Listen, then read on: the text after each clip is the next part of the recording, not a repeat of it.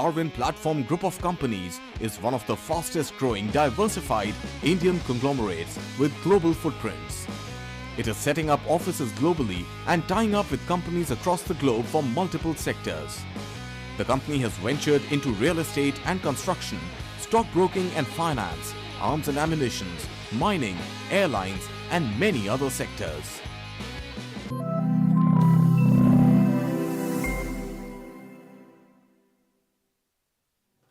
Hello and welcome. You're watching Business Today Television. I'm Sakshi Patra, and on this special edition, we're going to be focusing on the Q3 earnings of Anand Rathi Wealth. The company has reported a consolidated net profit for the December quarter at 58 crore rupees, registering a growth of 34%. The revenues from operations have also come in at 187.3 odd crore rupees, again rising about 34 odd percent from the previous year's same quarter as well.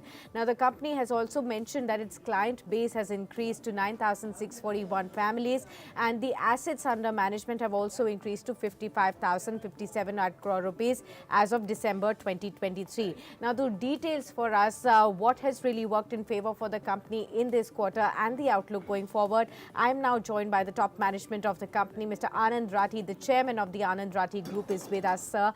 Welcome. Good afternoon to you, and great to have you with us on Business Today Television. Another steady quarter with a strong growth reporting on a lot of fronts this time around as well. Tell us, has this quarter come in as per your expected lines, or is it better than your estimates? Good afternoon, Sakshi, and all the best of New Year to all your viewers and you too. I think as you have seen, we have been normally progressing very well as per plan. And of course, better than plan, I would say, because last 6 months earlier also we revised our guidance, increased it by 10-15%. Yes. And I'm glad to say that even in first 9 months now, we have achieved 77% of the revenue and profitability in 9 months. So I think we are definitely little ahead of our target, and that's a good news. Absolutely, it's good news, sir. Would that also mean that you would be upping your guidance even further? As far as I remember, for the net profit for the year, you had a 205 crore rupees of a target.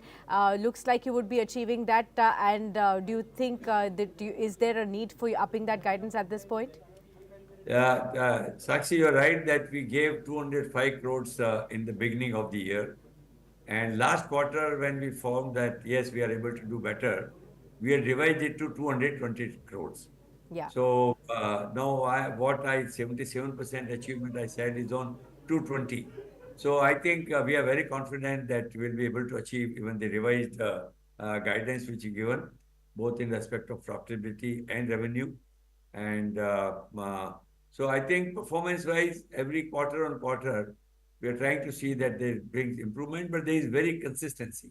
I think what you'll find, very, very important and present in our results is that we normally try and see that we are as per target and little above targets. Absolutely. Sir, help us understand a little bit on the client addition this quarter. How was this time around, and also going forward as well? What is the kind of aim? I think initially you were talking about 10,000 as net addition for the fiscal year. You're already at 9,600 plus. So what is that on course already? That seems so. What is the outlook, sir? You see, our outlook that we wanted by the March 24 to reach 10,000 families. We already reached 9,641 to be precise. And again, I think the expectation here also, we are able to enroll more clients than what we had expected. And I think all this shows that, our clients are happy with us. We hardly have any turnover of our clients. We don't lose them. And that has been the basic philosophy, has been very client-centric. And therefore, we can really claim that we work for the clients, for their benefit. And therefore, that philosophy of providing an excellent value proposition to the clients is working very well. As you can see, this is perhaps our 9th result after we went public. And consistently, we have seen growth on all accounts, be it client addition, be it AUM, be it revenue, profitability, everything. I think we are able to really grow very well. Right. So, since the family offices, the number of clients, they're definitely going up. I wanted to understand in terms of wallet share. Is the average wallet share also improving? Your overall AUM has crossed 55,000 odd crore rupees. So, there's definitely more inflows that you're looking at. But in terms of average wallet share per family office, how has that moved up this quarter? Yeah, that is also going up. We have increased by about 10%, average wallet share also. Because you know what has been average when new clients come, it starts with a small amount, may Okay. not be full. But as the aging of the client grows with us, we are able to get larger and larger wallet share. And many clients now who have been with us for more than 5 years, we have almost 75% to 100% wallet share of theirs. So that is our philosophy. Let's, clients should try us, understand our philosophy, and if they're happy, then I think it's a natural process that they will keep on allocating more to us. Absolutely. Sir, when we talk about penetration, I remember last time around I was talking to you and you were saying that there is enough and more participation also coming in from tier 2 and tier 3 cities as well. So, in terms of penetration to these geographies, how is the outlook going forward, and are we looking at further jump in this space? Yes, I am actually again very optimistic on because now even the tier 2, tier 3 cities, you have very, very wealthy people, you know. As the economy is growing, the advantage of economic growth is percolating down everywhere. And a lot of small businesses, SMEs are doing very well. You can see how your small cap index is doing, how mid cap index is doing. And most of these are, at tier 2, tier 3 places. And we are finding excellent response. We are already, we keep on opening new offices. We opened Chandigarh, we opened Nagpur, we are looking at Udaipur, a number of places. But one good thing is also that, our growth is not restricted by physical presence. Our philosophy is that our wealth managers can go and reach client anywhere. So there is no territorial restrictions for them.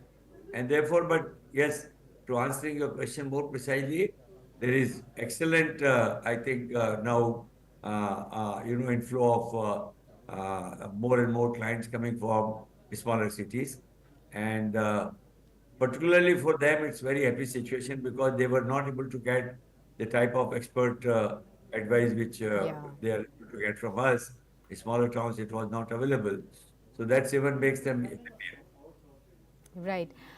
Also wanted to get a little granular detail into in terms of the flows that you have got this quarter, sir. How much of that was via MLDs? How much of that was via equity, and how much of that was via debt? And the outlook going forward. We are already looking at stock markets at record high levels. How do you see the flows shift even in the quarters to come? देखिए, our major emphasis first is on the mutual fund, equity mutual funds, and then on the MLDs. Equity mutual fund we have added this year more than 1,500 crores. Okay, in this quarter. Okay. For the year as a whole, we have added about 3,800 crores. And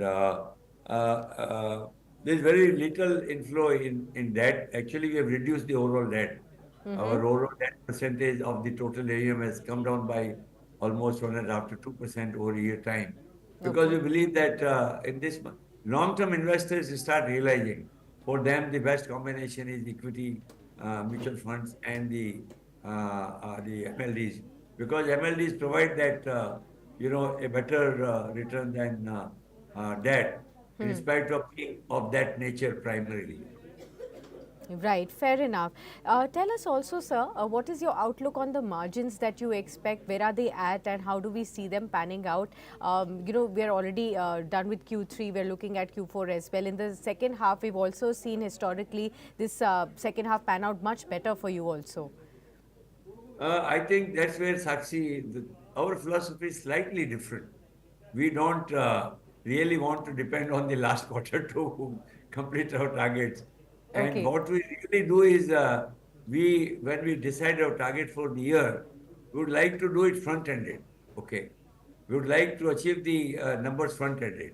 And therefore, you'll find that our first quarter is sometimes better than other quarters. Okay, because we believe that if you start well in the beginning of the year, then it creates a different type of environment in the organization, and therefore we are consistent. If you see our performance for last almost 7 8 quarters, we are growing between 30 to 35% every quarter. Okay, Yes, but there is yes, a lot of consistency. You see, most companies will do 40% in first half and 60% in the second half. yes. In our case, it's not so. I think our target is that at least 25% we must achieve every quarter, and little more than that, so that we don't depend on the last quarter to complete our numbers. Fair enough, sir. Consistency is key, and a point very well taken on that front. Two more questions that I have for you, sir. One Sure. is on the tax division that you wanted to create in the company. How is that moving forward? And going forward into the long term, how big a division is that going to be in terms of revenue contribution for you, sir? You're talking of tax division? The tax division, sir, you had talked about earlier that you're going Okay, to be creating a tax vertical as well to help the HNIs to have more tax advice from you. correct. Where we, yes, we have a tax team, tax division, whatever you may call it. But this is, I will be really be surprised to know that we don't charge for these services. These Okay. are add-ons to our services, because we believe you have to do the complete integrated wealth management. You have to look every aspect. So all the other services like tax, like will,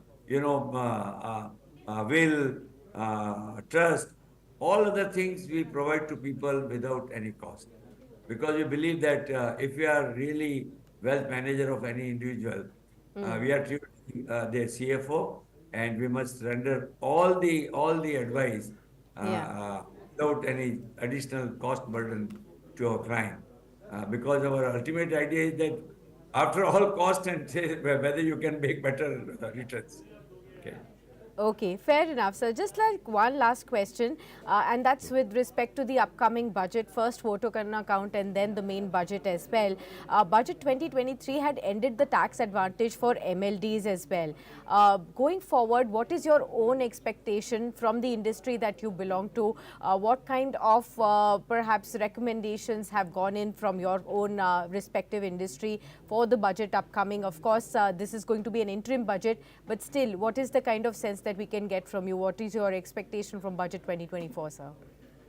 As you rightly said that this is going to be interim budget, I think there were unlikely to be many changes on the tax or other fronts. Uh, so I think obviously market always expects that long-term guns may go away. There is a double taxation in long-term gains, but I think over the period we have seen that's very difficult. I think government is always looking for generating more and more tax revenue. So as you also said, MLD, actually that MLD provision which came last year, it really didn't affect us. This was primarily for, listed MLDs, and also where actually they were called MLDs, but they were more of a vanilla products giving similar return. There was no variability in those products. Variability was on paper only. Whereas our products are truly variable depending on the market.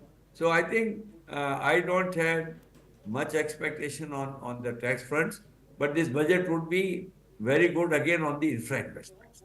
I think what the government has started doing, and thanks to the robust tax collection, GST, income tax, corporate tax, on all fronts, I think we have been collecting more than what the budgeted provisions have been. Okay. The only area where we have not been able to achieve is the disinvestments, which government wanted to do. Now the markets are good, and the government shares, all the PSU shares, have really zoomed, in last 6 months, 1 year. So maybe government may look for larger amount of disinvestments, which has been the stated policy of the government, that they would like to disinvest or even privatize. Okay. So I think on the whole, the sentiment is very good at this moment in terms of economic growth, in terms of, there is a lot of buoyancy in everything. Talk to Yeah. anybody. and I think you'll feel. I think all the interviews you are taking, you will see the change. What was 2 years back or 1 year back, and today, uh, all the interviews will bring the optimism, which I also truly believe. I believe that the great cycle, economic cycle is started for India with the high investments on infrastructure. So, yeah, Okay. 2 days back, this 21-kilometer bridge was inaugurated. Yes, It's, yes, yes. it's a marvel for India, to do this. And Absolutely. yeah. So I'm Absolutely. very, very, very optimistic, Sakshi, very bullish on the economy. So hopefully budget should come good. It should not give any surprises for the business growth. Yes, absolutely. No surprises and no bad news is actually good news. But I wanted to understand from you, sir, on markets. You're joining us on a day when there's another historic level that both the Sensex and the Nifty have achieved. 73,000 on the Sensex and 22,000 on the Nifty as well. You have seen remarkable milestones all across your journey of equity markets as well. Where do you see the stock markets are poised or headed going forward from here for all of those fresh investors who may be just still anticipating to enter the stock markets from a very long term perspective? They may be having this fear that perhaps we are entering too late and we are entering at a high point. What would you like to tell them, sir? So my view is that, uh, timing of the market is really impossible for anyone. And obviously, when markets go up, there is amount of fear in the market, in the minds of people, whether we should continue to hold, we should disinvest, or we should enter new or not. I think my advice to people is that depending on your capacity to invest, SIP is there for small investors. So people should not look at the market at all. If they have SIP, invest whatever investment you can do in equities on a consistent basis. Markets will go up and down every year. If you see the every year's high and low, you might find 10% or more difference between high and low. If Yeah. you see right now 52-week high and low, you might find even 20%, almost close to 20% difference. So one should not, if somebody wants to see that I want to enter in the lowest market, that's not possible. Many times people exit when markets go up, thinking that they will enter again to go back. They are not able to do, because then markets behave very, very, differently at different times. So I think then when, even if they want to re-enter back, they think, oh, if market goes down a little further, then I will enter. So psychologically, my advice to people is stay invested, go for long term. Don't look at day-to-day variations unless until you are a trader, you are a speculator, or you are a gambler. Okay. Then you can do whatever daily markets. But for a true investor who is looking for reasonable return of 12 to 15%, I think one should continue to invest irrespective of the market. And don't worry. Markets may go down after investing, but don't have to worry.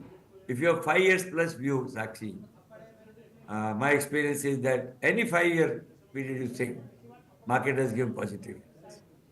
Okay, well, that's a most wonderful advice that we could have given, sir, to all our viewers at this point in time. And always a pleasure having you with us on Business Today Television. Here's wishing you all the very best to you, to your team, and your family members for the new year. And we shall catch up very, very soon again with you for the next set of numbers that you'll be posting. Many thanks for joining us, sir.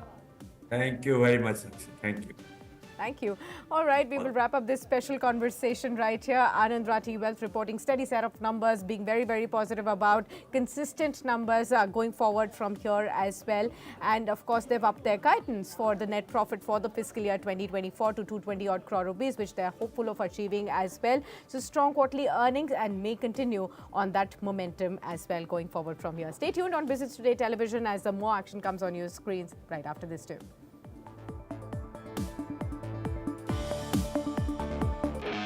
Darwin Platform Group of Companies is one of the fastest growing diversified Indian conglomerates with global footprints.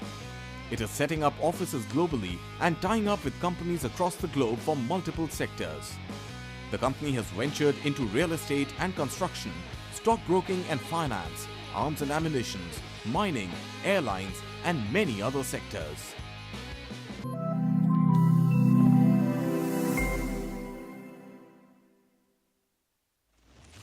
In today's rapidly evolving business environment, when risk is omnipresent, managing risks is no longer just about ticking a few boxes. Businesses need to maintain a panoramic view of risks to stay ahead of the curve. Join us to explore how organizations can rethink risk to unlock new possibilities and become fit for future. At PwC presents De-Risking the Future in collaboration with Business Today.